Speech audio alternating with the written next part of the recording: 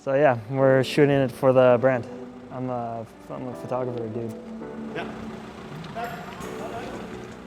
He wasn't that impressed with that. I thought it was cool. Photographer, dude. I mean, it's only my whole life.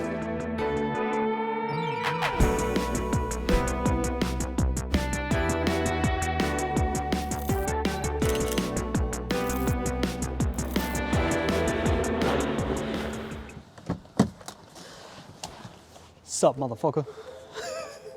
This, ladies and gentlemen, is the Polestar 2, affectionately known by me and me only as the first ever electric hot hatch. It is electric with 470 kilometers range. It has 408 horsepower and it has 4-wheel drive. 50-50 power distribution between the front and the back wheels. This is the performance package. The performance package comes with Öhlins suspension, Swedish racing heritage, goes along with the theme, the Polestar theme. Comes with brembo brakes, 4 pistons in the front. It's gonna need a lot of stopping power because it weighs 2.2 tons. It's a lot of tons for a car this small, but it's a lot of batteries, it's a very heavy thing. They borrowed a lot of parts from the Volvo parts bin because they're designed and engineered in the same facility. So you see a lot of reliability in things like the headlights, and things like the shapes, like some of these curves in the hood. A lot of stuff on the interior, the steering wheel, a lot of things feel very Volvo-ish. You can think of it as a sporty XC40. Comes with a fancy new logo, heated grille because it's Scandinavian and it gets very cold out here, so you don't want snow to build up on it. It's kind of fun. Comes with a front trunk, a back trunk. The back trunk, as I said before, is a hatch. The front trunk is embarrassing. I can show you. Behold, enough space for 2, I dare maybe 3 bottles of vodka. The glory of this car is not found in the frunk, it is found in the performance attributes. So today, we're shooting the Polestar 2. One of the first ones in Norway, mind you. Long story short, I was hired by Polestar to take it around Norway with 4 others to show it off to some consumers and shoot some commercial photos in between. I kept it for a day longer, just so we could shoot some photos.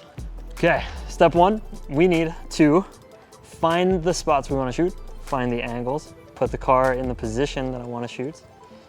And here there's a couple different spots, I think. I want to try one. I know it's stupid and everybody says don't shoot with your back towards the sun, but I want to do it because it's my life, it's my rules, you can't tell me what to do, Mom.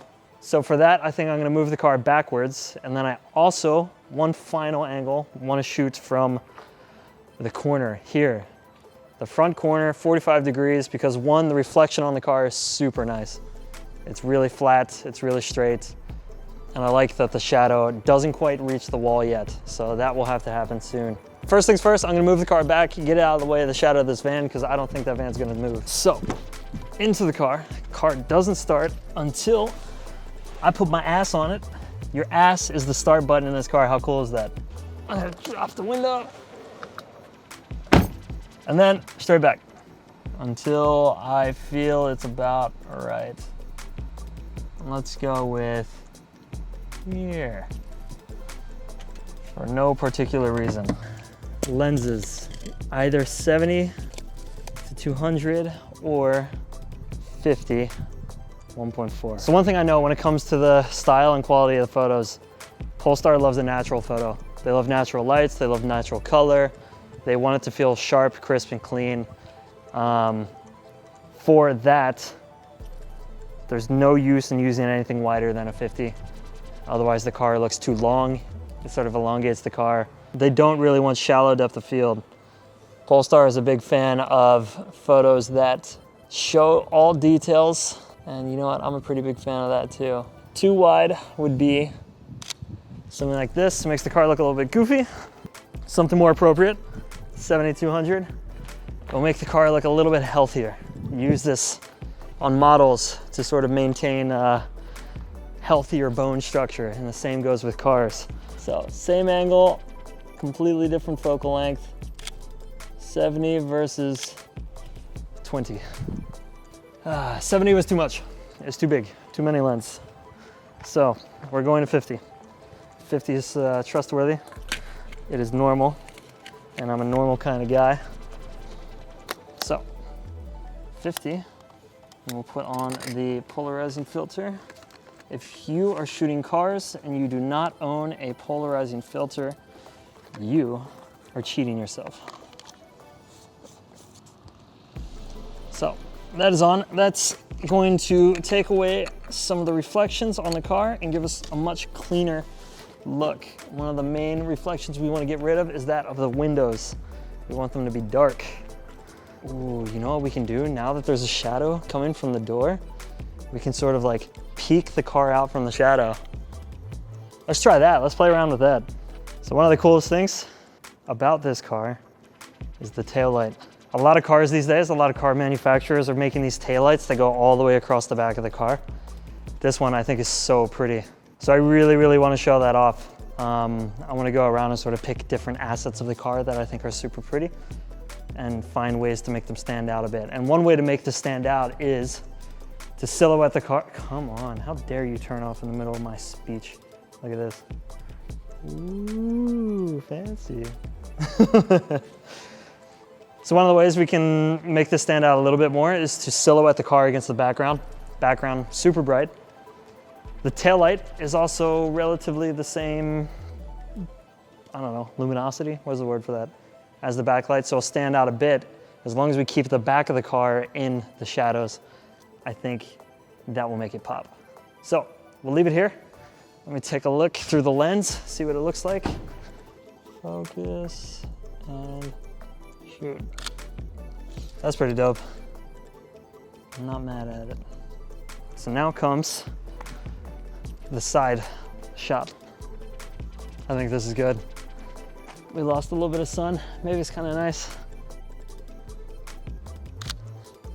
That should be, I think that should be good.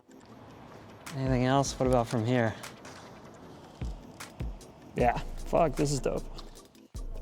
If I move the car further just a little bit, there's a little bit more room to play with between the car and the background. It's a lot of just moving the car around a little bit.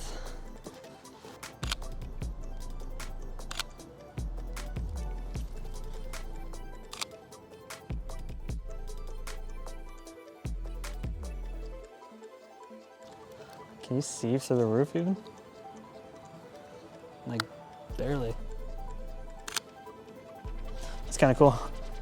So at the hips, it is 5 centimeters shorter than its Tesla Model 3 counterpart, which makes it a little bit more nimble in the cities. It is 15 centimeters of ground clearance, so it's tall. It's a Tesla standing on its tippy toes.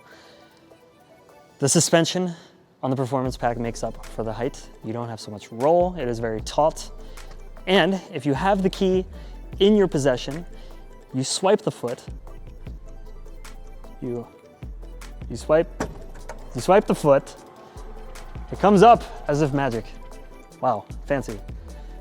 Being a Volvo, there are a lot of intricacies.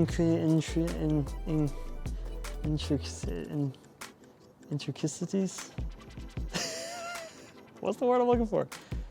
It's a lot of special little things. For one, there is plenty of space. It is a hatchback, so you can fit big things. You can fold down the seats. You can put skis through the middle.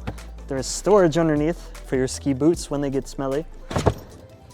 And when you want to partition the trunk, you lift this up and suddenly things aren't flying around and you can still drive like a madman. You can hide grocery bags, strap on purses, and this.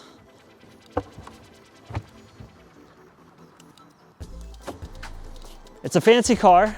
It drives far. I can't think of another word that rhymes with that, but I like it. I like it too much, and I think I'm going to get one. Damn you. And thus, my wallet is lighter. Oh, you're still here? You want to see more of me? Well, guess what? You're in luck. You can click one of the links on the screen right now and go check out one of my older videos. Or you can click subscribe, click the bell, and you'll get a notification every time I drop a new one. They're all going to be dope. I promise. Let me know what you think in the comments. Give it a like, share the link, include your friends, and I will see you on the other side.